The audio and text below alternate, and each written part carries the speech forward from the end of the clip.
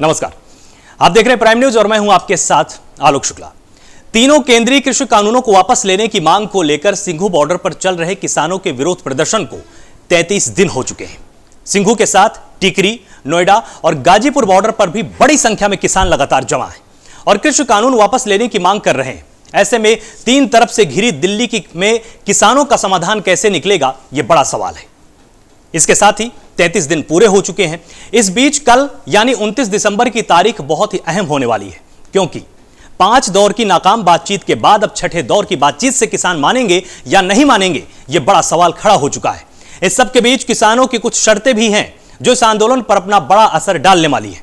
किसान सरकार से 4 शर्तों के साथ बातचीत करने के लिए राजी हुए हैं, जिनमें सबसे बड़ी और सबसे पहली शर्त कानून को वापस लेने की ही है और इसी शर्त पर सरकार लगातार पीछे हटने के लिए तैयार नहीं है। एमएसपी पर कानून बनाने को एजेंडे में शामिल करने की शर्त पर भी किसानों ने इसमें एक शर्त रखी है। इसके अलावा किसानों की मांग है कि commission for the air quality management ordinance के तहत सजा के प्रोविजन को किसानों पर लागू ना किया जाए। ऑर्डिनेंस में संशोधन कर नोटिफाई करने की शर्त है और इलेक्ट्रिसिटी अमेंडमेंट बिल में भी बदलाव का मुद्दा बातचीत के एजेंडे में शामिल करने की बड़ी शर्त किसानों ने सामने रखी है। इन सब के बीच किसानों के आंदोलन के इर्द गिर्द दिल्ली की सियासत भी लगातार चल रही है। शायद इसी का नतीजा है कि दिल्ली के मुख्यमंत्री अरविंद केजरीवाल किसानों से मिलने के लिए फिर से निकले हैं। हालांकि सुरक्षा कारणों के चलते उनको रोका गया, लेकिन केजरीवाल दिल्ली सरकार को किसानों के साथ ओपन डिबेट करने की चुनौती देते हुए दिखाई दे रहे हैं। लेकिन सवाल यहां बहस नहीं, समाधान का है और अगले दौर की बातचीत से समाधान निकलेगा या नहीं, यह अपने आप में एक सवाल है कि क्या अगले दौर की बातचीत से किसी तरह की संभावनाएं लगाई जा सकती हैं। इसी के इर्द गिर्द आज की हमारी पूरी बहस होने वाली है। तो सबसे पहले आपको यह बता देते हैं कि अन्नदाता के आंदोलन में अब तक क्या हुआ। किसान आंदोलन का आज 33वां दिन है और सिंघू, टिकरी और गाजीपुर बॉर्डर पर लगातार किसान डटे हुए हैं। इसके साथ ही 29 दिसंबर को किसानों और सरकार के बीच में बैठक होनी है। कल सुबह 11 बजे बैठक हो सकती है और इसी से ये अटकलें लगाई जा रही कि शायद अब समाधान का रास्ता जल्द ही निकलने वाला है। सरकार ने चिट्ठी लिखकर समय और तारीख मांगी थी और 29 तारीख इसमें तय की गई है। सुबह 11 बजे बातचीत होगी और अब तक 5 दौर की किसान और सरकार के बीच की बातचीत नाकाम हो चुकी है।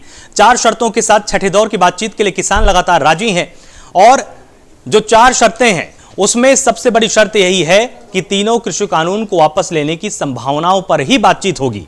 एमएसपी पर कानून की बातचीत को एजेंडे में शामिल किया जाएगा। एयर क्वालिटी मैनेजमेंट के तहत सजा किसानों पर लागू ना हो, यह भी तीसरी शर्त के रूप में किसानों ने सरकार के सामने रखा है। इलेक्ट्रिसिटी अमेंडमेंट बिल में बदलाव का मुद्दा भी पूरे एजेंडे में शामिल है, क्योंकि बिजली लगातार किसानों की जरूरत रही है और सस्ती बिजली और पर्याप्त बिजली और लगातार बिजली किसानों के लिए जरूरी है, क्योंकि जब भी नलकूप से सिंचाई होती है खेतों में तो उसमें परमानेंट लाइट का रहना बेहद जरूरी हो जाता है। और लाइट इसलिए भी जरूरी है क्योंकि अगर बीच में लाइट चली गई तो जो खेतों की सिंचाई है वो पूरी तरह से रुक जाती है और इससे फसल बर्बाद होती है। इस पूरी बहस पर हमारे साथ बातचीत करने के लिए हमारे साथ एक विशेषज्ञों का पैनल है, जिसमें अश्विनी शाही है, प्रवक्ता बीजेपी हैं। बहुत बहुत स्वागत है आपका। कपिल श्रीवास्तव, प्रवक्ता सपा हमारे साथ हैं। सैफ खान यहां पर कांग्रेस का पक्ष रखेंगे, हमारे साथ बहुत बहुत स्वागत है आपका सैफ। गजेंद्र चौधरी किसान नेता हैं और किसानों का यहां पर पक्ष रखेंगे, बहुत स्वागत है आपका प्राइम न्यूज पर। भूपेंद्र सिंह राजनीतिक विश्लेषक के तौर पर हमारे साथ जुड़ेंगे, आपका भी बहुत बहुत स्वागत है प्राइम न्यूज पर। सबसे पहला सवाल आज बीजेपी से ही बनता है। 4 शर्तें किसानों ने आपके सामने रखी हैं, आपने तैयारी कर ली है, क्योंकि जो सबसे बड़ी शर्त है वो यही है कि कृषि बिल पर आपको रोल बैक करना है। आप इस संभावना के साथ बातचीत के लिए तैयार हैं? आलोक जी, संभावनाएं हैं, बातचीत का दौर चल रहा है और बातचीत का 5वां दौर खत्म हो चुका था। अब छठे दौर की वार्ता शुरू हुई है।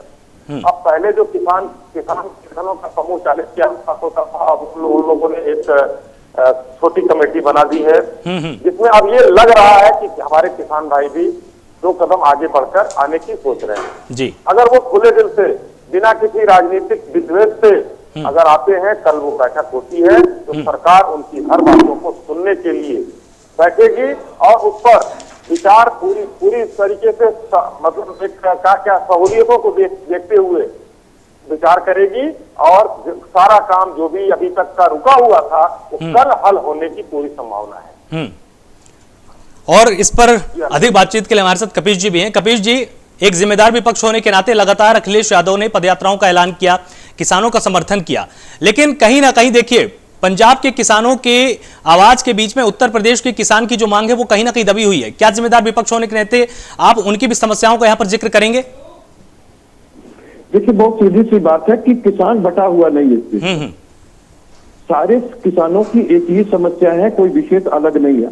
अलग ये है सिर्फ यहाँ पर कि यहाँ पे तो बहुत छोटी छोटी जोतें हैं। यहाँ की परेशानियां जो हैं संलग्न वो तो हैं, इसके साथ और भी कई परेशानियां हैं। तो पहले फिलहाल जो इस बिल से चीजें दूर हो सकती हैं, वो उत्तर प्रदेश के भी किसान की समस्या उतनी ही जुटी हुई है जितनी की पंजाब की भी जुटी हुई है। और जो किसान हमारे मांग रहे हैं, समाजवादी पार्टी उनके उन बातों से पूरी तरीके से सहमत है।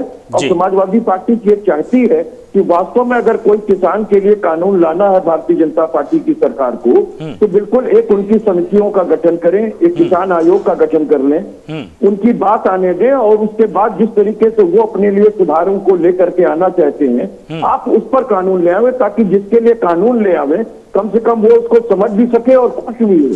अगर आप कानून किसानों के लिए ला रहे हैं और किसान ही नाखुश है, तो ये कैसे मान लिया जाए कि ये किसान के लिए लाया गया कानून। तो समाजवादी पार्टी उत्तर प्रदेश के किसानों को अलग नहीं कर सकती है। सारे के सारे भारत के किसान एक जैसे, जिन पर ये सारे एक्ट लागू होंगे, क्योंकि ये केंद्र ने बना रही है। बिल्कुल। बाकी तो अगर प्रदेश सरकारें अपना किसान के एक सूची में आती है, प्रदेश की भी सूची में, वो अपने लिए बनाएगी। जी, हमारे साथ गजेंद्र जी हैं। गजेंद्र जी, लगातार जिस तरह की अब बातचीत का माहौल बना है, कल सुबह 11 बजे हो सकता है समाधान का रास्ता निकले, लेकिन एक संभावना यह भी है कि जो सरकार का पक्ष है कि हम बिल पर रोल बैक नहीं करेंगे, हम इसको वापस नहीं लेंगे, और किसानों की सबसे पहली मांग यही है। जब इस बात पर पेच फंस जाएगा, तब क्या इसके लिए आपने कुछ इसमें समाधान का रास्ता इसमें आपने खोजा हुआ है या आपने सोचा हुआ है? देखिए आलोक जी, सबसे बड़ी बात एक है कि जिस समस्या को लेकर के किसान आज डटा हुआ है और आंदोलन कर रहा है, ये बिल के अंदर से अगर वो बात निकाल दी जाएंगी, जैसे मैन एमएसपी की है, बिजली बिल की है, और मतलब इसकी कानून जो बनाया है इन्होंने उसका भूमि का, जी ठीक है ना, जो तो ये कई समस्याएं अगर इसके ऊपर सरकार विचार करती है तो किसान बिल्कुल मानेंगे। जो बाकी जब इन पे विचार नहीं हो तो सरकार से मांग जो किसान इसीलिए कर रहा है कि तीनों का मतलब आपकी इस पूरी बातचीत का ये है निचोड़ कि अगर कुछ संशोधनों के साथ अगर सरकार आपसे बातचीत कल करती है तो आप उस पर भी विचार करेंगे। पूरी जिद ये नहीं है कि नहीं, रोल बैक होना ही चाहिए। नहीं, किसान ने कभी जिद की भी नहीं। पहले 5 दौर की वार्ता हुई है, 6 दौर की हो गई है। जिद पर तो सरकार अड़ी हुई है, किसान नहीं अड़ा हुआ। हाँ, जी। हमारे साथ सैफ खान जुड़े हुए हैं यहाँ पर कांग्रेस का पक्ष रखने के लिए। लगातार जिस तरह का माहौल बनाया जा रहा है, लगातार राहुल गांधी ने पहले ये कहा कि हम किसानों के साथ हैं, और अब बीजेपी इस पर जो हमला कर पा रही है वो ये कर रही है कि 136वां स्थापना दिवस है और राहुल गांधी बाहर जाकर छुट्टियां मना रहे हैं। तो इन सब के बीच जो किसानों की आवाज है उसको कांग्रेस फिर कैसे उठाएगी? मैं सबसे पहले आपको बताना चाहता हूँ और स्पष्ट करना चाहता हूँ कि जब ये तीनों काले कानून आए हैं, सबसे पहले इंडियन नेशनल कांग्रेस ही पार्लियामेंट में जो है धरना करने वाली थी। और बाद में जो है आपने लगातार देखा होगा कि राहुल गांधी जी जो है प्रेसिडेंट से मिलने के लिए गए, तब भी जो है हमने एज ए ऑपोजिशन जो है जनता के साथ में खड़े में, अपने किसानों के साथ खड़े में। सच्चाई वाली बात जो है वो मैं आपको सामने बता रहा हूँ। 5 मीटिंग होने के बाद जो है ये जो है सिर्फ 6ठी मीटिंग अब होने जा रही है, जिसमें जो है पता चले, जिसमें पता और पहले से अंदेशा है कि ये मीटिंग भी सफल नहीं रहेगी। वो इसलिए क्योंकि 2 साल से अडानी जो है अपने स्टोरेज बना रहा था, जहाँ पे सोनीपत में, नौशा में अपने स्टोरेज जब कंप्लीट कर लिए उसने बनाने के लिए, जब आज मुकम्मल और कंप्लीट हो चुके, तब उसके बाद जो है ये सरकार बिना किसी डिस्कशन के, किसी भी ऑपोजिशन के साथ या किसी किसान संगठन के साथ जो है पार्लियामेंट में ऑर्डिनेंस लेके ये काले कानून ले आई, जिसमें से साफ साफ की बात जो है आज एमएसपी के ऊपर पहला मेन चर्चा है कि एमएसपी जो है ये सरकार हटाना चाहती है। तो इसलिए हटाना चाहती है क्योंकि जो अडानी ने अभी स्टोरेजेस बना लिए हैं, और जो तीसरा कानून है एसेंशियल कमोडिटी एक्ट जो 1955 में बनाया गया था, ब्लैक अगेंस्ट ब्लैक मार्केट, यानी ब्लैक मार्केट को खत्म करने के लिए, जिसमें एसेंशियल कमोडिटी में आज चावल, दाल, आलू, प्याज, तेल, ये सब चीजें क्यों हटा दी गई है कि अब इसे उद्योगपति जो है स्टोर कर सके। यानी अंदेशा साफ साफ है कि अडानी ने अपने वेयर हाउसेज और स्टोरेज जो है वो तैयार कर लिए हैं, अब उद्योगपति जो है वो उससे स्टोरेज करेंगे जो है बिना एमएसपी के अपने दामों के ऊपर बेचेंगे। तो ये सरकार जो है, ये किसान विरोधी सरकार है भारतीय जनता पार्टी। आज 33 दिन हो चुके, आज 30 से ज्यादा जो है किसान जो है वो ठंड के मारे मर चुका। उसमें एक संग्राम सिंह जी ने सुसाइड भी कर चुका, मगर इनके इस भाजपाइयों को या इस सरकार को जो है वो नजर नहीं आ रहा। ये वही सरकार है तो 2014 में ये वादा करके आई थी किसानों से कि 50% मूल समर्थन देगी। ये वही सरकार है जिसने कहा था कि किसान जो है जब मर रहे हैं तो हम आपसे लोन माफ करेंगे, और जीतने के बाद ही जो है हलफनामा जमा कर देती है कि हमने तो ये सिर्फ चुनावी घोषणा की।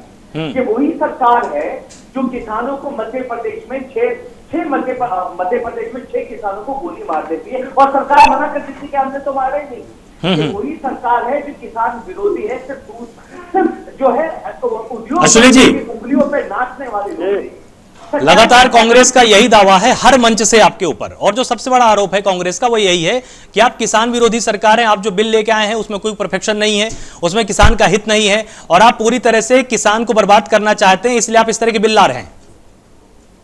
देखिए आलोक जी, मैंने बड़े चैतन्यता से अपने कांग्रेस के साथी का भाषण सुना और बहुत बढ़िया भाषण देते हैं। अपने पार्टी में इनकी काफी मतलब तरक्की हो, ये मेरी शुभकामनाएं हैं। लेकिन ये शुरुआत में करता हूँ, अभी इन्होंने कहा ये कांग्रेस भाजपा की सरकार जो है किसान विरोधी है। ऋण माफ करने की बात की इन्होंने, अपने घोषणा पत्र में ऋण माफ करने की बात राजस्थान में अभी कही लेते। कितना ऋण माफ किया गया ये बताएं। अभी मध्य प्रदेश के गोलीकांड की बात की, 1970 की बात करूंगा, 7 जनवरी सांगरिया गोलीकांड याद करिए। आपको याद होगा कितने किसान मारे गए थे, कितने गिरफ्तार हुए थे। उसके बाद आ जाइए आप भारतीय जनता पार्टी के ऊपर लगाए हुए आरोप। ये किसान बिल इनके पूर्वाध्यक्ष जो आज इस समय छुट्टियां मनाने नानी के घर गए हुए हैं, थाईलैंड बंद है इसलिए इटली चले गए हैं। हर मौके पर ये किसान बिल का मुद्दा हो, एक समय जब सीए एनआरसी का हो रहा था मामला उस समय भी बाहर थे किसान। अब बिल का भूमि अधिग्रहण बिल का जब मामला था उस समय भी बाहर चले गए थे। सैफ आ रहे हैं आपके पास, आपके पास आ रहे हैं, बस एक छोटा सा यहाँ पर रिएक्शन भी बाहर है जी ये किसानों का। और मैं आपसे आलोक जी बताना चाहूंगा, 4 घंटे लोकसभा में चर्चा हुई है इस पर, और इन लोगों ने वॉकआउट उस समय भी किया था, उस समय थे ही नहीं। राज्यसभा में जब लगभग 3.25 घंटे चर्चा हुई है, वो लिखित में है, मैं नहीं बोल रहा हूँ, सदन बोल रहा है देश का। उस समय भी इनके पार्टी के साथ आम आदमी के पार्टी के सांसदों ने किस तरीके से गुंडई की मार्शलों का गला दबाने का काम किया। ठीक है सैफ, इसमें कुछ बोलना चाह रहे हैं, सैफ बोलिए। देखिए मैं सबसे पहले तुमको ये बता दूं, जिस मैनिफेस्टो का जिक्र कर रहे थे उसे पूरा पढ़ने की इनको आवश्यकता और जरूरत है। और अगर 2011 नवंबर 2011 की बात करूं तो खुद मोदी जी और भारतीय जनता पार्टी इन्हीं कानूनों का विरोध कर रही थी, तो ऑर्डिनेंस लेके पास करने की जरूरत क्या थी, उस पर जवाब नहीं होगा। फिर किसानों की बात की, आपको फिर मैं वो याद दिलाता हूँ कि जो है आपका 50% मूल समर्थन होगा 2014 का। नहीं तो सैफ, अगर उस वक्त बीजेपी विरोध कर रही थी और आपका ये पक्ष था कि ये बिल अच्छा है, तो अगर आज बीजेपी इसी बिल को लेके आई तो ये फिर गलत कैसे हो गया? बहुत सही सवाल किया लोग। जवाब ले लीजिए। हमारे शेड्यूल में आपका अभी उसको आकलन कर लीजिए, क्या एमएसपी खत्म हुई, क्या एपीएमसी की मंडियां खत्म हुई, क्या लोकल मार्केट खत्म हुआ? अगर आप देखेंगे तो 150 गुना ज्यादा जो है हमने इंडियन नेशनल कांग्रेस ने एमएसपी बढ़ा के दी है। आज भारतीय जनता पार्टी और ये कहने से आज तक हमने क्या किया है, आपको बताना चाहता हूँ। आज किसानों के हालात ये कि 12,000 किसान एक साल में सुसाइड कर लेता है, ये नेशनल क्राइम रिकॉर्ड ब्यूरो कह रहा है। आपके पास आऊंगा अभी। लगातार किसान जो है वो सुसाइड का आंकड़ा बढ़ा है, और जब सुसाइड करने लगे थे, बिल्कुल आप बहुत अफसोस की बात है कि हमारे शेड्यूल में भी सुसाइड कर रहे थे, तो इंडियन नेशनल कांग्रेस ने ठीक है सर, हमारे साथ भूपेन जी जुड़े हुए हैं राजनीतिक विश्लेषक के तौर पर। भूपेन जी, आपको याद होगा साल 1991 उस समय भारत सरकार के पास ये अनुमान लगाया गया था कि ज्यादा नहीं 2 या 3 महीने का ही बजट बचा है, 2 या 3 महीने के खर्च के लिए पैसे ऋण के लिए आवेदन दिया भारत सरकार ने, तो इंटरनेशनल मॉनेटरी फंड है IMF, वहां से ऋण किसी तरह से भारत सरकार ने प्राप्त किया।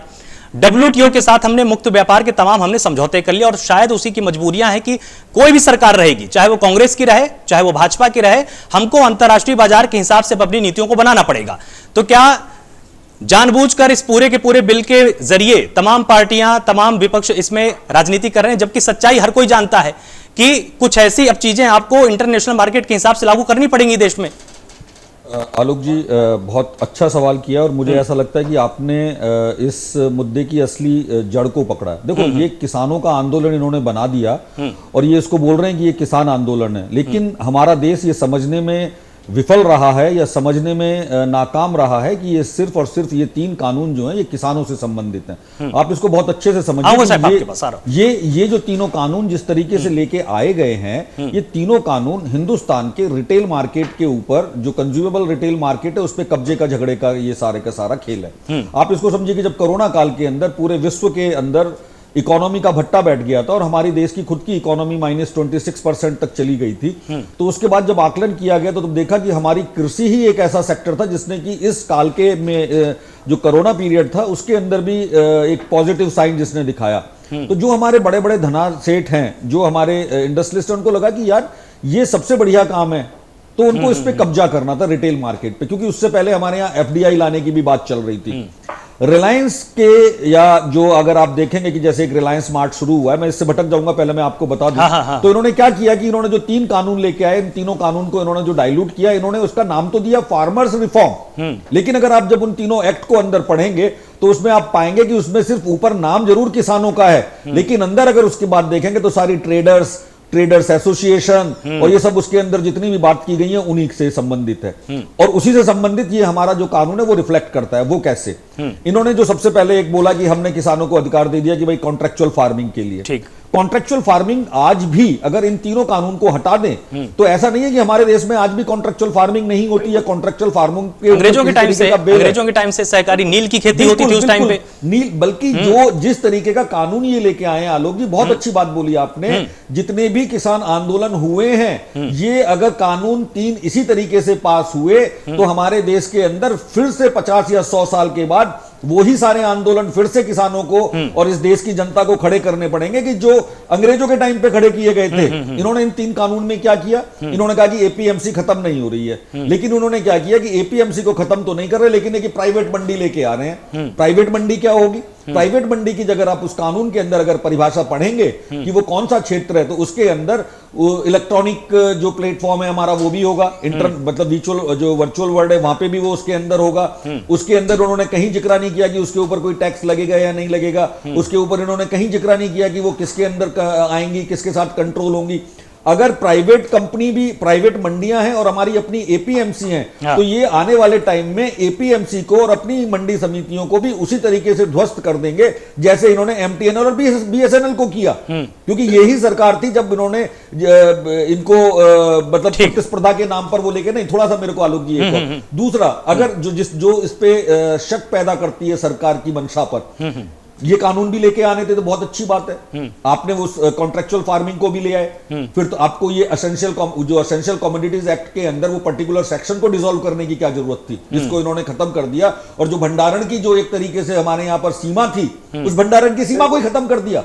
जबकि ये ब्लैक मार्केटिंग और भंडारण हमारे यहाँ पर अगर आप देखें तो आजादी के बाद एक सबसे बड़ी समस्या थी। सही बात। अगर ये तीनों कानून इसी रूप में अगर पास हो जाते हैं तो ये एक ऐसी व्यवस्था होगी कि जब सरकार के पास ये आंकड़ा ही नहीं होगा कि कितना माल पैदा हुआ और कितना मार्केट जो तैयार मार्केट में आया है वो उसके अंदर है। अश्विनी जी, भूपेन जी जिस तरह का एक ये डर किसानों का यहां पर बयां कर रहे हैं, ये वास्तव में ये सवाल बहुत ही वाजिब भी है कि अगर आप कैप ही हटा देंगे, कि पहले तो कैप ये था कि अगर 100% उत्पादन हुआ है, जो मैक्सिमम 25% का आप भंडारण कर सकते थे, आपने अगर इस कैप को हटा दिया, अगर बड़े बड़े स्टोरेज करने वाले व्यापारी मैदान में आ गए, अगर उन्होंने कालाबाजारी शुरू कर दी, फिर आप कैसे निपटेंगे इससे? यही तो ये लोग भ्रम फैला रहे हैं। ये सरकार ने बहुत खुला बोला है कि अगर प्राइवेट लोग आते हैं, मंडियां हम खत्म नहीं कर रहे हैं, तो एक कंपटीशन बढ़ेगा, किसान को जहां बेहतर दाम मिलेगा वहां अपनी फसल बेचेगा। कॉन्ट्रैक्ट फार्मिंग अभी भूपेन जी ने जो कहा, मैं कह रहा हूँ 2000 कॉन्ट्रैक्ट फार्मिंग तो वहां पंजाब में हो रही है। इन लोगों ने भ्रम क्या फैलाया है, जमीनें जब्त हो जाएंगी। ये कॉन्ट्रैक्ट फार्मिंग के मुद्दे पर बात नहीं कर रहे हैं, ये लोग संभावनाओं पर बात कर रहे हैं कि ऐसा हो जाएगा, मंडियां खत्म हो जाएंगी, लोगों की जमीनें जब्त हो जाएंगी। तो वो संभावनाओं पर बात मत करें, क्योंकि अब देखिए सरकार चेत गई है। इतने 32-33 दिन की जो आंदोलन हुआ है उसमें अब चिन्हित भी हो गया है कि कौन से किसान असली हैं, कौन से नकली हैं। अब वहाँ एनआईयू सबको चिन्हित कर रही है। सरकार ने स्पष्ट कह दिया कि हमारे जो किसान भाई हैं, चाहे वो थोड़े हों, हम उनसे वार्ता कर रहे हैं। और किसान भाइयों ने भी एक, मैं आपको बताना चाहूंगा कि नरम रुख अपनाया है कि सरकार के साथ वो बैठेंगे, कल काम बात करेंगे। इससे पहले जब सरकार संशोधनों पर आई थी तो संशोधनों पर ठीक है पहली दौर की वार्ता में मान लिया गया था। ठीक है रिएक्शन यहाँ पर ले लेते हैं साहब से, उसके बाद फिर आपके पास आ संशोधन में आ जाएंगे आलोक जी। हाँ ठीक है साहब। अच्छा, अभी बात तो कर रहे हैं भारतीय जनता पार्टी के वक्ता जो के साथ जो है बातचीत चल रही है 5 दौर से जो बातचीत चल रही है। आप कह रहे हैं कि कुछ किसान नकली थे, कुछ किसान असली हैं। अच्छा, असली वाले किसान बता तो दीजिए कितने हैं। फिर दूसरी बात जो है, साफ साफ सी बात यही है, ये सिर्फ ये भारतीय जनता पार्टी और ये सरकार जो है सिर्फ उद्योगपतियों के लिए काम कर रही है। इसलिए ये स्टोरेजेस के ऊपर जो है, जो कमोडिटी लिस्ट में पहले जो रहा सजा का प्रावधान था कि अगर आप जमा करते हैं तो आपको सजा होती है, ये उसे हटा के जो है आज क्योंकि 17 to 18% जो है आप ये समझ सकते हैं कंट्रीब्यूशन देता है एग्रीकल्चर अकेला हमारी जीडीपी को, हमारे देश की। यानी सबसे ज्यादा पैसा जो है एग्रीकल्चर में। तो उद्योगपति जितने भी हैं वो जो ये सरकार चला रही है, इलेक्शन में ये सरकार जो उनसे सिर्फ फंडिंग लेती है, साफ साफ सी बात है। आज इसलिए ये सरकार जो उनकी कठपुतलियां बनते जो है आज ये कानून की इसलिए लेके आई कि वो स्टोरेज करें और खुद ये खुद जो आपके चैनल पे नहीं सर जी करने के लिए स्टोरेज जो करना नहीं, है वो आपने भी बहुत सालों तक आपने सरकार चलाई है। आपको लगता है कि लोकतंत्र के अंदर उद्योगपतियों के हाथ में पूरी तरह से बागडोर जा सकती है? चली गई है। आप ये देखिए ये कानून क्यों इंट्रोड्यूस किए गए। अडानी के स्टोरेजेस बनाने के बाद ही फौरन पार्लियामेंट में जो ऑर्डिनेंस लेके आ जाती है भारतीय जनता पार्टी। आप इसे मैच करके देखिए सर, जब वो कंप्लीट हुए 2 साल से बन रहे थे, सोनीपत में बन रहे थे, नौशा में बन रहे थे, जब वो कंप्लीट हो गए तो फौरन भारतीय जनता पार्टी ये तीनों कानून जो है इसमें पार्लियामेंट में बिना किसी चर्चा के जो है ऑर्डिनेंस लेके आ गई। मैं बोल रहा हूँ क्यों लेके आ गई। आज जो है मैं सब आपको एग्जांपल, लेकिन कपिल सिब्बल भी तो 2011-12 में कई मौकों पर इसी तरह के तमाम खूबियों को लिए हुए एक पूरे के पूरे जो आपका जो घोषणा पत्र था, जो आपका मसौदा था, उन्होंने भी तो इसकी खूब सारी खूबियां गिनाई थी। आपने हमारी मैन्युफैक्चर का जिक्र किया, सरकार तो ये तो आपकी जीत हुई ना। ठीक है ना, आप जो लाना चाहते थे वो भी बीजेपी ले आई। मैं तभी कहने वाला हूँ कि आप पूरा हमारा जो है मैन्युफैक्चर पढ़िए, उसमें कहीं पे भी जो है एनएसपी हटाने की बात नहीं की। आप मैं अभी जो है कहीं पे भी स्टोरेज करने की जो बात है कि एक पार्टी को पूरा आपको स्टोरेज करना अलाउ नहीं कर दिया है। हमने कभी भी अपने घोषणा पत्र में ऐसी कोई बात नहीं दी है और अगर है तो मैं भारतीय जनता पार्टी को चैलेंज करता हूं। गजेंद्र जी यहाँ पर कुछ अपना पक्ष रखना चाह रहे थे। गजेंद्र जी आप छठी मीटिंग के लिए एक सेकंड और दूंगा, छठी मीटिंग के लिए भारतीय जनता पार्टी को चैलेंज करता हूँ कि वर्चुअल मीटिंग रखती है किसानों के साथ। देश भी तो देखे कि क्या डिस्कशन कर रही है भारतीय जनता पार्टी। ठीक है, गजेंद्र जी कुछ बोलना चाह रहे हैं। ठीक है गजेंद्र जी का यहाँ पर पक्ष ले लेते हैं। आलोक जी मैं आपसे एक बात पूछना चाहता हूँ जी कि अभी जो सारी चीजें दिख रही है वो किसान की तरफ से दिखे, किसानों ने ये शर्त रखी, किसानों ने ये शर्त रखी, किसानों ने ये शर्त रखी है।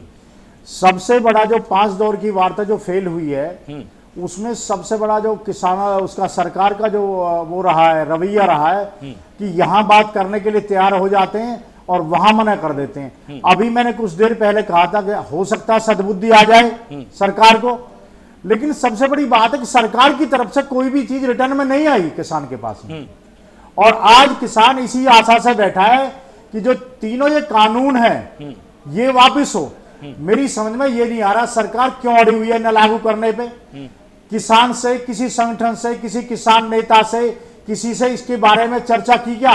जब मेरे लिए किसान के लिए बिल आया है और किसान को ही मालूम नहीं है और किसान ही इसका विरोध कर रहा है, तो सरकार को पहले तो सबसे पहले ये बिल खत्म करना चाहिए। फिर दूसरा, चलो सरकार की मजबूरी है, आपके पास आ रहा हूं, किसी के दबावे में सरकार है, ये तो स्पष्ट है। क्योंकि कई दौर की वार्ता जो हुई है, कृषि मंत्री जी बैठे हैं उस वार्ता में, उसने कृषि मंत्री जी ने बोला जब किसानों के साथ वार्ता हुई, ठीक है अभी आधा घंटे में आपको जवाब देंगे। इसका मतलब ये है कि कहीं ना कहीं इसके तार कहीं और जुड़े हुए हैं। वो आधा घंटे का जो गैप लिया जाता है वहां पूछा जाता है, बात होती है, अब किससे बात होती है ये समझ में नहीं आ रहा। अब की बार मेरी आपके चैनल के माध्यम से सरकार से ये प्रार्थना है कि जो आधा घंटे में जो वार्तालाप जिससे होती है, अब की बार कल वार्ता के अंदर उनको बैठाया जाए। माने या न माने वो बात दूसरी है, अगर ये नहीं माने, किसान की बात पे अड़िग नहीं रहे, तो ये भी तो हो सकता है ना गजेंद्र जी अपना कि आंदोलन करने के लिए मजबूर है। ये भी तो यहाँ पर हो सकता है ना कि नहीं, वो जो आधा घंटा मांग रहे हैं वो आपस में विचार विमर्श के लिए मांग रहे हो। किस चीज, अरे एक बात बताइए, जरूरी नहीं है ना कि नहीं, आप जो आप अभी बता रहे हैं आधा घंटा विचार विमर्श के लिए, विचार विमर्श हुआ किसान के साथ में। अगर सरकार को अपने नुमाइंदों से, अपने मंत्रियों से या बिजनेसमैन से कोई डिस्कशन करना है तो वो पहले करें, अपने बस्ते को लेके जा। आज तक वित्त मंत्रालय में जब बिल पास होते हैं, कभी भी किसी मंत्री ने, किसी उसने डिपार्टमेंट के मंत्री ने ये कहा अगर आध घंटा में भी इसको और तैयार कर ले, आध घंटे में बताएंगे, नहीं। किसान के साथ ऐसा सौतेला व्यवहार सरकार क्यों कर रही है? ये सरकार को सोचना चाहिए कि किसान अन्नदाता है इस देश का। अभी हमारे भूपेंद्र सिंह जी ने कहा था कि जब पूरा देश लॉकडाउन में मौत के डर से अपने घर में सो रहा था, इस देश की जीडीपी को थामने का काम किया है तो किसान ने किया है। किसान में भी जान होती है, उसके भी बीवी बच्चे हैं, उसके भी घर हैं, लेकिन वो खेतों में पड़ा रहा, मेहनत करता रहा कि मेरे देश के जवान, मेरे देश का नौजवान, मेरे देश की जनता भूखी न मर जाए, मैं इसलिए काम कर रहा हूं। तो कम से कम ये सरकार किसान के ऊपर इतना तो सोचे कि आज 35 से 40 किसान मर चुके हैं हमारे इस आंदोलन में। सरकार को रहम नहीं आ रहा। ठीक है, सरकार का कोई रवैया ऐसा नहीं दिख रहा। वार्ता के लिए बोलते, हम तो ये सोच रहे हैं कि हो सकता है कल इन्हें सद्बुद्धि कुछ आ जाए, नहीं आएगा देखी जाए, कोई दिक्कत नहीं, हम उसके लिए तैयार हैं। ठीक है कपिल जी, ठीक है कपिल जी, जिस तरह का एक लगातार वातावरण देखा गया होगा कि जब जब बात होती है किसी अहम मुद्दे पर, उसी वक्त ये ध्यान चला जाता है तमाम पार्टियों का कि राहुल गांधी कहां पर छुट्टी मनाने गए हैं। अगर समाजवादी पार्टी कोई मुद्दा उठाती है तो यह ध्यान चला जाता है कि अखिलेश यादव कितनी महंगी साइकिल पर इस वक्त घूम रहे हैं।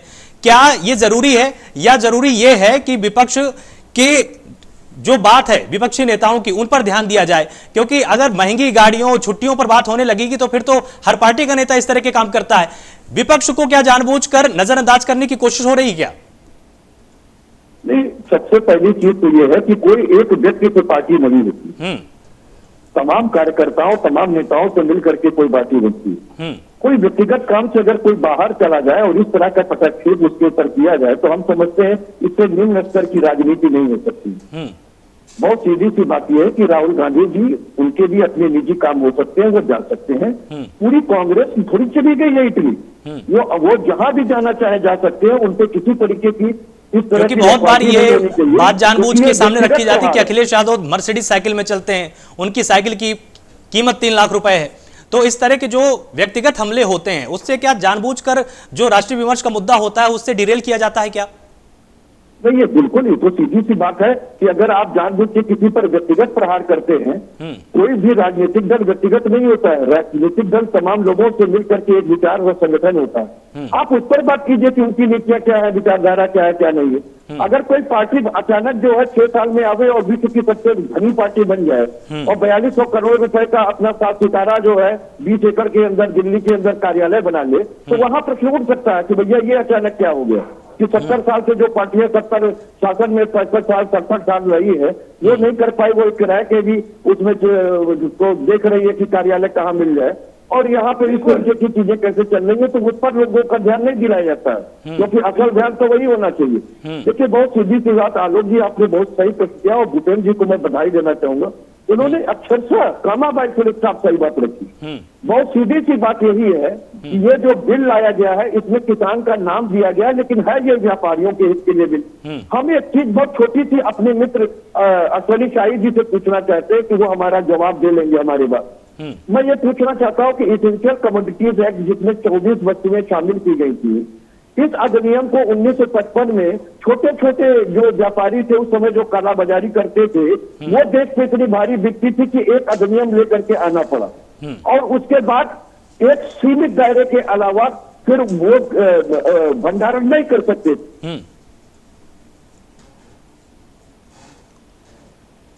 जी, मोदी और आजादी ने यही तो समझाया इन्हें क्या उनको खुली लूट की छूट दे रहे हैं, तो ये बताइए इससे किसानों को क्या लाभ होगा? ये तो व्यापारियों के लिए लगाया गया चीज है, तो आप इससे किसानों को क्या लाभ गिनाएंगे? एक बात बता दें। दूसरी बात हमको ये बता दें कि जो ये लेकर के व्यापार और विपणन के लिए एक कानून लेकर के चले आए, जिसको कहते हैं कि हम पुरानी समितियां और मंडियां खत्म नहीं कर रहे हैं, लेकिन उस आ जाने के बाद जब आप एक बड़ा मार्केट प्राइवेट के हाथ में दे देंगे तो बिल्कुल सही बात है। जैसे BSNL जो है भले 9 लाख करोड़ की प्रॉपर्टी लेकर के खड़ी रहे, लेकिन फिर भी उस पर नहीं आएगा, फिर भी और जाएगा और जगह जाएगा, जियो का प्रचार प्रधानमंत्री जी के खिलाया जाएगा और बाद में BSNL को कहा जाएगा कि हमारा निकम्मा पुत्र इसको बेच दो। तो इस तरह की चीज वहां पे भी मंडी में होगी, उसके बाद एकाधिकार होगा, पूरी डंपिंग होगी, जिस तरीके से चाहेंगे व्यापारी उस तरीके से बेचेंगे। इसी के लिए अदानी साहब ने अभी जो 100 एकड़ की जमीन हरियाणा में ली और उन्होंने कोल्ड स्टोरेज बताया। आप बताइए कहाँ आलू कभी नवंबर और दिसंबर में 60 रुपए किलो बिका है? तो हमारे मित्र से पूछिए कि कोई एक कानून में ऐसी चीज बता दे जो किसानों के लाभ के लिए, ये बता दें। बताइए अश्विनी जी, कोई एक बात इनको बता दीजिए, उसके बाद फिर ये आपसे सहमत हो जाएंगे। दावा किया इन्होंने। इन लोगों को दावा करने दीजिए। दावा एक सूचना दे दें आप सभी लोगों को, कल वार्ता नहीं हो रही है। नहीं, पहले एक कोई आप एक ऐसी चीज इनको बताइए कपिश जी को जो कि किसानों के लाभ की है। मैं बता रहा हूँ किसानों के लाभ की। छोटे किसानों को वहाँ सीधा सीधा लाभ दिया जा रहा है कि सभी छोटे किसान जो हमारे अभी तक भ्रमित होकर घूमते थे, हम मंडी में अगर खरीद नहीं हो रही, मंडी के बाहर भी हम बेच सकते हैं। हम सारे किसानों को स्वतंत्र कर सकते हैं। ऑनलाइन ट्रेडिंग अगर की जा रही है तो ऑनलाइन ट्रेडिंग करने के लिए भी व्यवस्था हो रही है। आपके पास आ रहा हूं। आज संभावनाओं की बात हो रही है और हमारे कांग्रेस के और सपा के भाई आज जो है संभावनाओं की बात न करें, किसानों को भ्रमित करने की बात न करें। मैं अभी भी आपके माध्यम से कहना चाहूंगा, कांग्रेस फार्मिंग की बात जो है पंजाब से इन लोगों ने शुरू की। पंजाब में क्या दिक्कत है? कौन सा आंदोलन इन लोगों ने केरल में नहीं है वहां पर किया? अभी भी सहमत नहीं हो रहे आपसे। कपिश जी सहमत नहीं हो रहे। हिंदुस्तान का सबसे बड़ा उपक्रम है, वो पहले कहाँ लगा? पंजाब में लगा। उत्पादन कहाँ होता है? पंजाब में। अंबानी जी जब गए वहां लगाने तो प्रकाश सिंह बादल के नाम पर एक ट्वीट जारी करते हैं कैप्टन साहब कि वहां पर जो है अंबानी प्रकाश सिंह बादल जी की पार्टी लगाने नहीं दे रही है। ठीक है, एक यहाँ पर जाकर लगाने नहीं दे रहे हैं आप। हाँ कपिश जी, एसेंशियल कमोडिटीज एक्ट में जो आपने परिवर्तन किया है उससे किसानों को कैसे लाभ मिलेगा? छोटे किसान को भी भंडारण करने की हम छूट दे रहे हैं। अभी तक तो बड़े लोग भंडारण करते ठीक। कपिश जी, इनका ये कहना है कि ये छूट किसी सिर्फ व्यापारी को नहीं है, अगर किसान भी भंडारण करना चाहता है तो उसको भी छूट मिलेगी। छूट मिलेगी, सीधी सी बात है। ठीक है, सैफ के पास पहले जाते हैं एक बार। ठीक है सैफ, आप हो जाएगा यार। हाँ ठीक है सैफ बोलिए।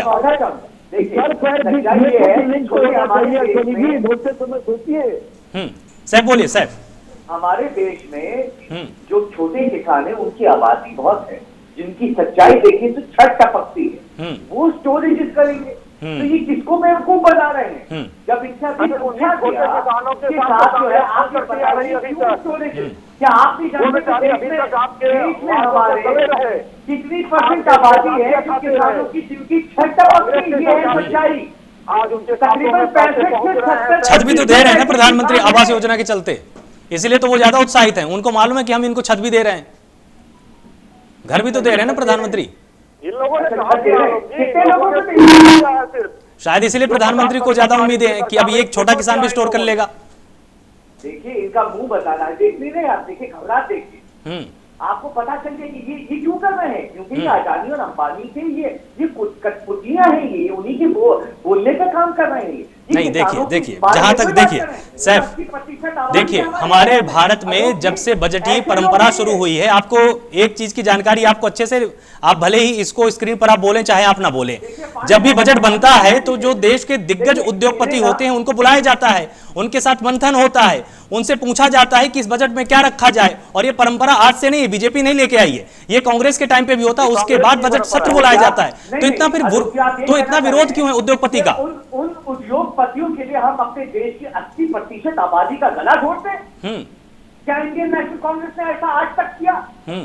क्या एमएसपी कभी खत्म हुई? यही तो करती है सरकार तो बोल रही ना एमएसपी को हम नहीं खत्म कर रहे। मगर ये 15 रुपए किसान और इनके प्रधानमंत्री ने बोला है, ठीक इसको शोषण करती रही कांग्रेस। भूपेंद्र जी, कांग्रेस ने किया क्या है? ठीक है ठीक है उससे ठीक है सर। जवाब नहीं दिया गया, उससे इनके पास कोई जवाब है ही नहीं। क्योंकि स्टोरेज जो है ये गोदाम में जो भरवाना चाहते हैं उन्हीं उद्योगपतियों से करवाना चाहते हैं, जिसमें एमएसपी नहीं रहेगी। किसान भी अब भंडारण कर सकते हैं, उनको स्वतंत्र किया गया है। व्यापारियों को दूर न किया न करके किसानों को भी मजबूत किया गया है। भूपेंद्र जी, ठीक है सर। एक मैं यहाँ पर बहुत जरूरी सवाल आप सबके लिए यहाँ पर एक बहुत जरूरी सवाल लेता हूँ भूपेंद्र जी से। जब भी कोई विधेयक पेश किया जाता है उसके पहले उसका मसौदा तैयार करने के लिए एक ड्राफ्ट कमेटी बनाई जाती है, जिसमें सत्ता पक्ष के भी सांसद शामिल होते हैं और उसमें विपक्ष के भी सांसद शामिल होते हैं। जब तक ये ड्राफ्ट कमेटी किसी बिल को पास नहीं कर देती है, किसी विधेयक के प्रारूप को, तब तक वो संसद के पटल पर रखा नहीं जाता है। ड्राफ्ट कमेटी ने इन कृषि विधेयकों को पास किया, इसका मतलब कि विपक्ष भी वहां पर सहमत था। तो जब वहां पर वो सहमत था, उसके बाद राज्यसभा लोकसभा से पास हुए, तो फिर सड़कों पर इतना हंगामा क्यों? इसमें आलोक जी बहुत अच्छा आपने सवाल उठाया है। मैं इसमें ना, क्योंकि जितनी सारी चर्चा हुई इसमें ना कई मुद्दे ऐसे आए हैं कि जो अभी जिनके आंसर नहीं आ पाए हैं।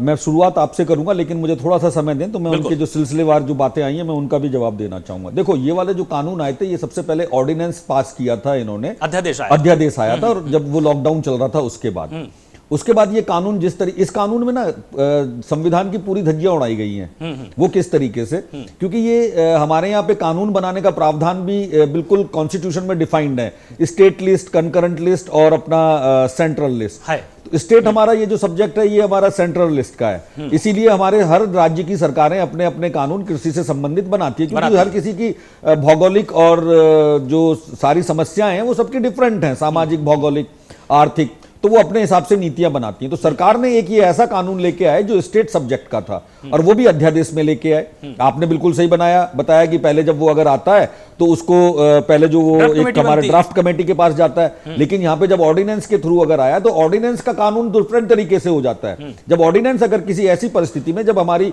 पार्लियामेंट अगर फंक्शनिंग ना हो, सेशन में ना हो, तो उस वक्त हम ऑर्डिनेंस के थ्रू लेके आते हैं, और जब हम उसको लेके आते हैं तो उसको 6 महीने बाद संसद में पेश किया जाता है।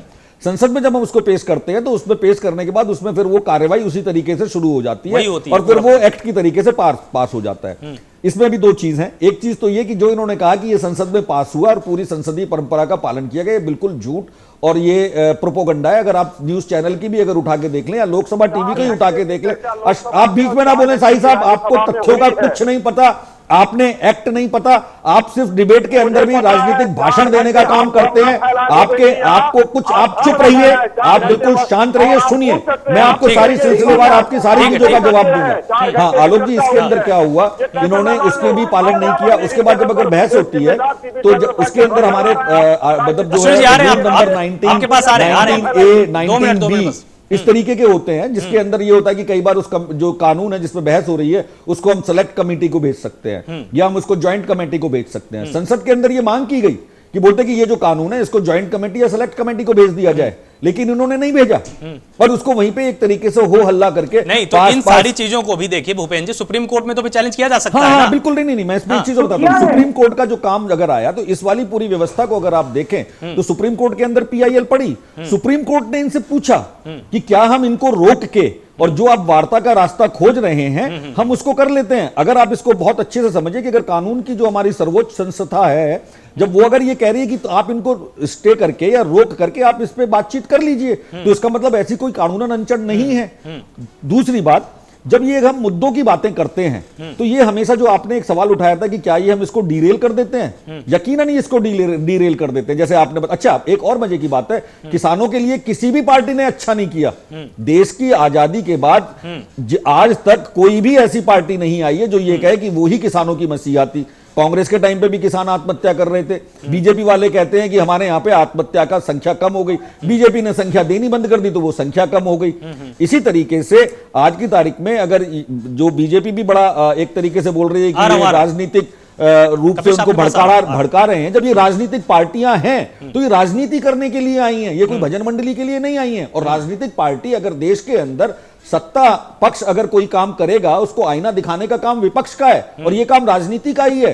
इनके अपने सहयोगी दल भी इनको छोड़ के जा रहे हैं। जो लोग छोड़ के नहीं जा रहे हैं, अगर मान लो, मुझे लगता है कि कई बार हमारी जो रीजनल पार्टियां हैं वो उतना बढ़ चढ़ के इसमें हिस्सा लेने में फेल कर रही हैं, तो उनको नुकसान उठाना पड़ेगा। जैसे हरियाणा में चौटाला को देखो, लेकिन पंजाब में आप अकाली दल को देखो। अभी आपने मेरठ क्या कहते हैं अपना मध्य प्रदेश के अंदर भी हमारे राजस्थान के भी साथी बेनीवाल इनका साथ छोड़ के चले गए हैं। बीजेपी के घटक दलों के अंदर भी जो किसानों से संबंधित चीजें हैं उस पर लोग बात उठा रहे हैं। लेकिन यहां पे ये क्या करते हैं कि जो तर्क को कुतर्क से काटते हैं कि राहुल गांधी कहां गए हुए हैं, जो आपने बात बोली, ये अगर मैं बिल्कुल गंवारू भाषा में बोलूं ना, ये इस तरीके से कि जो दो मित्र साइकिल पे जा रहे हैं, पीछे वाला बैठा हुआ और आगे वाला साइकिल चला रहा है। मेरे को थोड़ा सा इस प्रश्न को भी पूछने का मेरा एक इसमें मकसद था जी, वो ये भी मकसद था कि लगातार ये भी तो बात होती है ना कि मोदी जी कितने का कोट पहनते हैं, वो कौन सा चश्मा लगाते हैं, वो कौन सी गाड़ी में घूमते हैं। हाँ, बिल्कुल ये दोनों तरफ से हो रहा है ना। बिल्कुल, इसमें किसानों का कहीं भला नहीं हो रहा। हाँ। क्योंकि ये चर्चा का मुद्दा नहीं है। हमें इस बहस में पढ़ना ही नहीं चाहिए, हमें इस डिबेट में आना ही नहीं चाहिए। हमारे यहाँ आज की तारीख में जो सबसे इंपॉर्टेंट इशू है वो किसान और किसान से संबंधित जो ये जो मार्केट में कब्जे होने वाली बात है। आज ये जितने भी अगर बीजेपी लोग भी या कांग्रेस लोग भी या सपा लोग भी इस चीज को समझने में विफल हैं कि ये सिर्फ और सिर्फ किसानों से संबंधित मसला नहीं है, जवाब दीजिए। ये बहुत बड़ी गलती पर है सब लोग। और ये अभी अश्विनी जी कहेंगे कि ये अश्विनी जी ने एक काफी देर से कुछ बोलना चाह रहे हैं। अश्विनी जी से एक सवाल पूछा गया कि आप इसके अंदर एक भी प्रावधान बता दें जो किसानों के हक में हो, तो he failed, miserably he failed. उन्होंने एक भी चीज कपिल जी कुछ बोलना चाह रहे हैं, देना शुरू कर दिया। कपिल जी ये देखिए, हम एक सीधी सी बात बताऊं, देखिए, क्योंकि मैं पेशे के अधिवक्ता हूं तो कानून कैसे बनता है ये बहुत अच्छी तरीके से जानते हैं। अश्विनी जी भी इस बात को मानेंगे। मैं ये चाहता हूं कि मैं जो पूछूंगा प्रश्न अश्विनी जी से वो हमारे बात उसका उत्तर देंगे। भूपेंद्र जी ने बहुत अच्छी तरीके से बात उठाई कि देखिए, बिल्कुल ये सत्य बात है कि जब संसद का सत्र आहूत नहीं होता है और ऐसी स्थिति में अगर लगता है कि नहीं हमें कुछ कानून लाना है तो ऑर्डिनेंस के थ्रू ही लाया जा सकता है, और वो केंद्र सरकार जो है ऑर्डिनेंस के थ्रू लाई। लेकिन सबसे पहली चीज है अचानक लाई क्यों, ऑर्डिनेंस की जरूरत क्यों पड़ गई कोरोना काल में।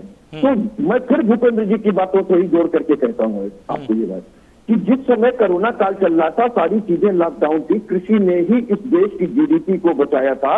और जो जिस देश की जीडीपी -23.9% गई हो, लेकिन किसानों ने 3.5% की अपनी जीडीपी में योगदान दिया था प्लस में। तो आप सोचिए कि इस देश का किसान कितना मेहनत किया, किस तरीके की चीज थी जिस पर अडानी अंबानी तरीके इनकी जो पूंजीपति है उनकी पूरी ध्यान थी। और उसके बाद इन्होंने उस ऑर्डिनेंस को लेकर के आए और जबरदस्ती इस देश पर थोप दिया। और क्यों थोपा कि उसी ऑर्डिनेंस में यानी 6 जून को 100 एकड़ की, मैं बता रहा हूँ आपको, कि कोल्ड स्टोरेज बनाई और जमीन लेकर के हरियाणा के अंदर दी गई अडानी साहब को। और भी मैं चीज आपको बताऊं, जब ये विधेयक लेकर के आए, पहले तो ये चीज जब कानून बनता है तो वो ड्राफ्ट कमेटी में जाता है, बिल्कुल सत्य बात है। जब आप ऑर्डिनेंस लेकर के आए तो उसमें ड्राफ्ट कमेटी का कोई मतलब नहीं था। आप सीधे उसको फिर ले आकर के विधेयक पेश कर दिया आपने। स्टैंडिंग कमेटी में जाने का सवाल ही नहीं था, क्योंकि संविधान के खुलेआम हत्या कर दी। क्योंकि विपक्षी दल इस बात की मांग करते रहे कि आप जो है वोटिंग कराए, इस पर चर्चा हो जाए तो वोटिंग कराए। ना इन्होंने चर्चा कराई, ना इस पर वोटिंग कराई, इन्होंने ध्वनिमत से इसको पारित कर दिया। अश्विनी जी, कितनी सच्चाई है इनके आरोपों में, क्योंकि ये एक बड़ा आरोप आप पर लगातार लग रहा है कि आपने इस पर विमर्श नहीं किया, आपने इसमें बातचीत नहीं की, आपने इसमें किसानों से पूछा नहीं। एक सेकंड में आपके पास किसी को कोई दिक्कत हो, मैं नहीं बोल रहा हूँ। लोकसभा में लिखित चीज आगे 100 साल की पीछे जब से देश आजाद हुआ, संसद चल रही है, तब से चीजें होंगी और आगे 100-200 साल तक रहेंगी। 4 घंटे लोकसभा में और 4 घंटे राज्यसभा में चर्चा हुई है। जिसको भी दिक्कत हो यहाँ भ्रम न फैलाए, वहाँ पे RTI से मांग ले। भ्रम न फैलाए, वो कागज लेकर आकर दिखा रहे हैं पूरे देश को, तो मैं मालूम है चीज को। 4 घंटे लोकसभा और 4 घंटे राज्यसभा में उसको स्टैंडिंग कमेटी को अगर कुछ बोलिए, ठीक है, जवाब एक बार ले लेते इसमें, कांग्रेस का इसमें कुछ कहना है, ठीक है, जवाब दीजिए साहब। पारित क्यों किया? देखिए, सच्चाई यही है लोग कि इन्होंने ना राज्यसभा में कोई चर्चा की, ना लोकसभा में कोई चर्चा की। लीजिए ना भाई, आप लगा लीजिए, जवाब ले लीजिए वहाँ से। चैनल पर आप बैठे हुए हैं, घबराइए मत, रुक जाइए 1 मिनट अश्विनी भाई मान लीजिए ना, घबराने की कोई बात नहीं है, मान लीजिए आप। वो लिखित में रहेगा, आगे 100 साल तक मांगेंगे तो मिलेगा। हम सुनने नहीं आए हैं। आप इस देश को एकदम भ्रष्ट मत कीजिए जैसे किसानों को आपने भ्रमित किया है। उन लोगों की आप अपने नेता को देखिए, आप उतारिए नहीं जा पाए तो दिल्ली चले गए। की वजह से आप उन किसानों को क्या बोलते हैं? खालिस्तानी क्या बोलते हैं? पाकिस्तानी झंडे से पाकिस्तानी बोला गया। दिल्ली के दंगे के आरोपियों को छोड़ने के लिए कहा गया था तो उनको दंगाई बोला जाएगा। और आज मैं आपको बता रहा हूँ चिन्हित करने का काम शुरू कर दिया है कि चाइना और पाकिस्तान है इस चीज के पीछे। अब तो है ना, आपके हरियाणा के एग्रीकल्चर मिनिस्टर कहते हैं, केसी दलाल क्या कहते हैं कि चाइना और पाकिस्तान है किसानों के पीछे। क्या राय है आपकी? ये भी सामने रख दीजिए जरा, हम देखें, क्योंकि आपके खुद आप मुद्दों पर रहिए, भटकाइए मत देश को। ऐसी मैं कहना चाहूंगा आपसे बार-बार, आप मुद्दे पर रहिए, भटकाइए मत। ये किसान को हाँ ठीक है, ठीक है। गजेंद्र जी आप बोलिए। आलोक जी, मुझे सबसे पहले आपसे क्वेश्चन करना है। हाँ पूछो। कि आपने कुछ देर पहले कहा था कि ये जो बिल हैं इनको कांग्रेस लेके आई थी। जब कांग्रेस लेके आई थी, कांग्रेस ने ये लागू क्यों नहीं किए? विपक्ष ने रोका। हाँ, विपक्ष ने रोका कांग्रेस को। रोका। तो विपक्ष मजबूत था। और आज जब ये बीजेपी लेके आई है इस बिल को, आज विपक्ष कहीं ना कहीं कमजोर है। देश के किसान बैठे हुए हैं, देश के किसान बैठे हुए हैं और सारा देश देख रहा है। आज विपक्ष को तो बढ़ चढ़ के भाग लेना चाहिए। जिस तरह से कभी साइकिल का मुद्दा, कभी राहुल जी का मुद्दा, ये अभी हमारे भूपेंद्र सिंह जी ने कहा था, बहुत अच्छी बात की है, ये मुद्दे को भटकाने वाली बात है। नहीं, और ये हर पार्टी की तरफ से पार्टी करती है। कई बार मैं देखता हूं इतनी व्यक्तिगत टिप्पणियां देश के प्रधानमंत्री के ऊपर होती हैं। देखिए, मैं आपको गिना सकता हूं। प्रधानमंत्री मोदी मोर के साथ खेलते हैं, इस बात का भला यहां पर क्या तुक है? प्रधानमंत्री मोदी इस कंपनी का चश्मा पहनते हैं, प्रधानमंत्री मोदी ये वाला कोट पहनते हैं। तो जब यहां से शुरुआत होती है तो फिर पक्ष विपक्ष सभी इसी काम में ही लिप्त हैं। ये सिर्फ जो ना मुद्दा भटकाने वाली बात है। अभी हमारे जो है बीजेपी जो प्रवक्ता बैठे हैं अश्विनी जी, मैं इनसे पूछता हूं कि किसान की हालत क्या है? जानते हैं किसान क्या है? अभी का खुली मंडियां हैं, कहीं बेच सकते हैं। किसान की हिम्मत इतनी तो नहीं है खेत में से उठा करके उस मंडी में ले आए और उस मंडी से दूसरी मंडी में भेजने की जो बात कर रहे हैं, उसके पास जितना उसका धान होगा उतनी तो उसकी किराया बन जाएगा, उसकी कमर टूट जाएगी। आपने जो दलाल भेजे हुए हैं, आपके माध्यम से, सरकार के माध्यम से जिन बिजनेसमैनों को, जब जीडीपी को किसान रोकता आलोक जी, मेरा क्वेश्चन आपसे, मैं उनसे बात नहीं कर रहा, जब जीडीपी को किसान ने रोका तो किसान से बड़ा उद्योगपति इस देश में कौन है? इस देश की सरकार ने इस एजेंडे में किसान को शामिल क्यों नहीं किया? मैं आपके माध्यम से सरकार से पूछना चाहता हूं, जब उसके किसान के हित में बिल लेके आई है तो किसान को शामिल ना करना। और किसान के जो विरुद्ध काम कर रहे हैं, जो अफसरशाही, जो बिजनेसमैन किसान की फसल को आधे दामों में खरीद करके स्टोरेज करते हैं, उसको हमारे बीजेपी प्रवक्ता बता रहे कि किसान को हक है वो स्टोरेज कर ले। अरे स्टोरेज की बात करो, किसान तो अपनी खड़ी फसल को खेत में बेच देता है। किसान के पास आपकी तरह पैसा नहीं है, आपकी तरह बिजनेसमैन नहीं है, आपकी तरह जो ना उसके पास दलाल नहीं है, वो खेत में बेच देता है। और जब तक लाते लाते उसको कुछ भी फायदा नहीं हो तो किसान बेच करके उस फसल को कर्ज भी नहीं उतार पाता। तो गजेंद्र जी, जितने में पड़ता गजेंद्र जी, सबसे बड़ा सवाल यहाँ पर फिर एक ये भी तो खड़ा हुआ है ना कि 70 सालों की परिपाटी में, 70 साल के राज में अगर इस तरह से किसान की हालत हुई तो कहीं ना कहीं नीतियों में तो है ना कमी, तो नीतियां तो फिर चेंज करनी पड़ेंगी। 70 साल से जो आप बात कर रहे हैं, हाँ। 70 साल से किसान मरा हुआ है। हाँ। और 70 साल के बाद में अब आपको जानकर ताज्जुब होगा, एक तस्वीर उत्तर प्रदेश से आज क्या सामने आई कि वहां पर एक किसान जाता है, कमीशन के चक्कर में किसान को मंडी वालों ने मिलकर पीट दिया। इस तरह की भी तो तस्वीरें हैं ना, देखिए कितनी तस्वीरें, किसान को मार दिया जाता है। हाँ। इनके अफसर पीटते हैं। डीएम एसडीएम जो बता रहे हैं ना, ये डीएम एसडीएम नहीं थे इसमें, मंडी में जो वहां का जो कॉन्ट्रैक्टर था वो था उसमें शामिल कि मुझको कमीशन ज्यादा चाहिए, किसान ने अपनी फसल बेची, उसको कमीशन चाहिए, कमीशन नहीं दी तो किसान को वहां पर पीट दिया गया। इस सिस्टम को भी तो खत्म करने की है ना जरूरत। इसको तो बढ़ावा दिया जा रहा है इस गवर्नमेंट में। जो कैसे बढ़ेगा? ये कॉन्ट्रैक्टर ही तो बीच से यहां से बाहर हो जाएंगे ना इसके बाद। जी भूपेंद्र जी इसमें कुछ बोलना चाहते हैं? मैं इस पे आपसे बात करना चाहूंगा।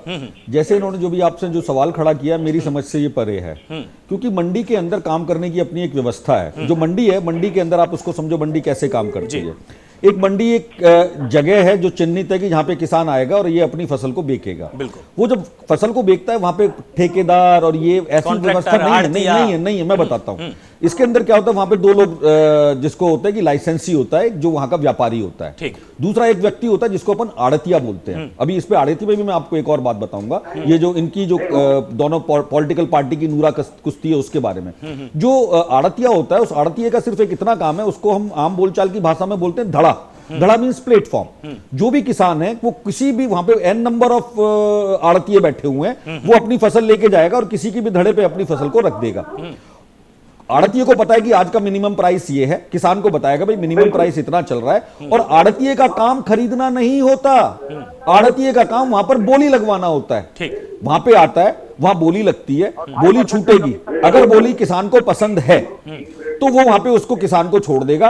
और उसके बाद वहां पे वो जो एक टैक्स है, जो हमारे यहाँ मंडी समिति जिसको हम सेस बोलते हैं, वो हिंदुस्तान में अलग अलग स्टेट में 4 से लेके 8% तक है। लेवी शुल्क, लेवीज बोलते हैं उसको, बल्कि सेस बोलते हैं उसका। टैक्स और सेस में भी फर्क है।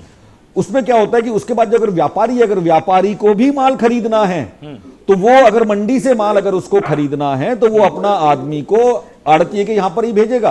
और अगर एक आदमी को दोनों काम करने हैं, उसको आड़तिया भी बनना है और व्यापारी भी बनना है, तो वो ऐसा नहीं कर सकता कि आड़तिया बन के ही वहां पे वो खरीद ले। तो ऐसा बहुत सारी चीजों के अंदर ये जो सरकार, जो इसके अंदर ऐसा नहीं कि फुल प्रूफ है। सरकार की मंशा तो काम को इस तरीके से करने की थी, लेकिन जो आज की तारीख में भ्रष्टाचार हमारे यहां मुद्दा खत्म सा हो गया है। आज की सबसे बड़ा प्रश्न है, जो सबसे बड़ा प्रश्न है, सबसे बड़ा सबसे रोने की बात यह है कि वो भ्रष्टाचार मुद्दा खत्म हो गया आज हमारे देश से। वहां पर इस भ्रष्टाचार के चलते इस तरीके की बातें होती हैं। बात अब यहां पर यह होनी चाहिए कि जैसे इन्होंने कहा कि हमने आड़तिये को खत्म कर दिया, तो बीजेपी की प्रवक्ता जी सांसद में सुषमा स्वराज जी का वो एक भाषण देख लें कि जब कांग्रेस ये बिल लेके आई थी तो आड़तिये को महिमा, मैं आड़तियों का, व्यापारियों का किसी का पक्ष नहीं ले रहा हूं, लेकिन इन्हीं बीजेपी की आड़तिये को एटीएम बताया था। एटीएम बताया था। राहुल गांधी का भी तो एक इस समय वीडियो वायरल हो रहा है ना, जिसमें वो ये बोल रहे हैं कि हम अमेठी में हम वहां पर फूड पार्क बनाना चाहते थे, जिससे कि किसान डायरेक्ट आलू अपना बेच पाएगा। चिप्स का वो वहां पर एग्जांपल दे रहे थे। तो दोनों तरफ से ये फिर हुआ ना खेल। असल में आलोक जी, सबसे बड़ी समस्या हमारी ये कि ये जो लोग यहाँ पे बात करने और चर्चा करने आते हैं, उसमें बहुत सारे वो तथ्यों से परे होते हैं, वो उससे बात नहीं करते, ये राजनीतिक भाषण देना शुरू कर देते हैं। स्पेशली बीजेपी वाले जो इस वक्त यहाँ पे बात कर रहे हैं, वो बिल्कुल तथ्यों से परे हैं। वो उठा के एक सवाल सबके ऊपर दाग देंगे कि ये जनता को बरगलाने का काम कर रहे हैं। किसान बहुत छोटी संख्या में है, वहां पे जो बैठे हुए हैं वो खालिस्तानी है। वहां पे जो हरियाणा वाले कहा गया किसानों को, कहा गया स्टार्टिंग नहीं, आप एक चीज बताइए, अगर कोई व्यक्ति नहीं, ठीक है, खालिस्तानी किनको कहा गया? जो उमर खालिद के शर्जील इमाम के पोस्टर लेके बैठे थे। हाँ, मैं वो कह रहा हूं, ये बात तो होगी ना। मैं वही वो आपको कह रहा हूं। लेकिन जब आप सत्ता पक्ष में हैं, आपकी जिम्मेवारी बहुत बहुत ज्यादा बढ़ जाती है। आप क्योंकि ये जो किसान बैठे हुए किसी दूसरे देश के नहीं है। कोई नहीं बोल रहा, जी किसान सम्मानित है, किसान अन्नदाता है, किसान को आतंकवादी खालिस्तानी कोई नहीं बोल रहा, सिर्फ उन तत्वों को कहा गया। आलोक जी, ये सारी चीजें ना बोलचाल में, भाषण देने में बहुत अच्छी लगती है कि किसान हमारा अन्नदाता है, किसान हमारा माई बाप है, किसान सबका पेट भरता है। लेकिन किसान फिर आत्महत्या क्यों कर रहा है? जो हमारा कृषि प्रधान देश है, उसके अंदर किसानों की बात क्यों नहीं सुनी जा रही? जो हमारा किसान अगर आज किसी चीज के लिए आया हुआ है। सैफ, आपके पास आऊंगा एक बार, क्योंकि लगातार जब बात सिस्टम की होगी तो सबसे बड़ा सवाल कांग्रेस से ही खड़ा होगा, क्योंकि कांग्रेस ने एक तरह से पूरे देश को खड़ा किया है, बनाया है, इससे कोई इनकार नहीं कर सकता है। 1964 में जब आप एक परिकल्पना लाए थे कृषि लागत आयोग की, जो 1 जनवरी 1965 से अस्तित्व में आ गया था, उस कृषि लागत आयोग में 2 गैर आधिकारिक सदस्य भी हैं, जो कि किसानों से संबंधित होते हैं, जो किसानों का पक्ष रखते हैं। उसके बाद एमएसपी पर मंथन होता है, राज्य सरकारों को लिस्ट भेजी जाती है, उनसे फिर उसमें प्रतिक्रिया आती है, उसके बाद फिर से इसमें विमर्श होता है। ये सारा सिस्टम आपने ही डेवलप किया देश में। फिर आप आज किसानों के बीच में जाकर ये क्यों बोल रहे हैं कि नहीं, किसानों का प्रतिनिधित्व तो है ही नहीं सरकार में? क्यों नहीं, किसानों का हमेशा से रहा है। और एमएसपी जो है, देखिए मेन फैक्टर आया अभी मैं फिर आपको क्लियर कर देता हूँ। अभी आप ये भी बात चल रही थी कि किसानों को जो खालिस्तानी किसने बोला, आपने ही बोला जो है कि खालिस्तानी कौन बोला। मगर आप इन किसानों को ये बोलते हैं कि आप इनका पाकिस्तान और चाइना का हाथ इनके पीछे, तो इनके यूनियन मिनिस्टर बोल रहे हैं राव साहब दानवे, दूसरे हरियाणा एग्रीकल्चर मिनिस्टर जेपी दलाल कह रहे हैं कि ये पाकिस्तान और चाइना इन किसानों के पीछे।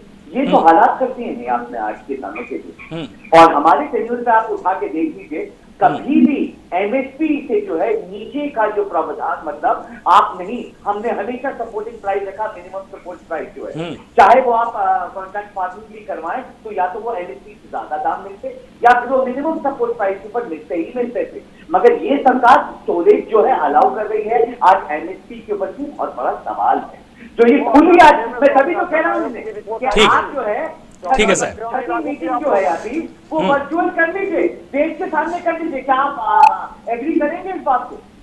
ठीक है सर, देश के सामने आइए और बोलिए। ठीक है, समय की यहाँ पर हमारे पास कमी है और लगातार आप सभी मेहमान हमारे साथ जुड़े, आप सभी ने बहुत ही धैर्य के साथ एक दूसरे के तथ्यों को आपने सुना, अपने तर्कों को रखा और बहुत बहुत स्वागत रहा आप सभी का। जो आपने जितने भी आपने यहाँ पर तथ्य रखे हैं उन सभी का यहाँ पर भरपूर एक दूसरे ने स्वागत किया। सुनील शाही, कपिल श्रीवास्तव, सैफ खान, गजेंद्र चौधरी, भूपेंद्र सिंह, आप सभी का बहुत बहुत शुक्रिया हमारे साथ इस पूरी बहस में शामिल होने के लिए।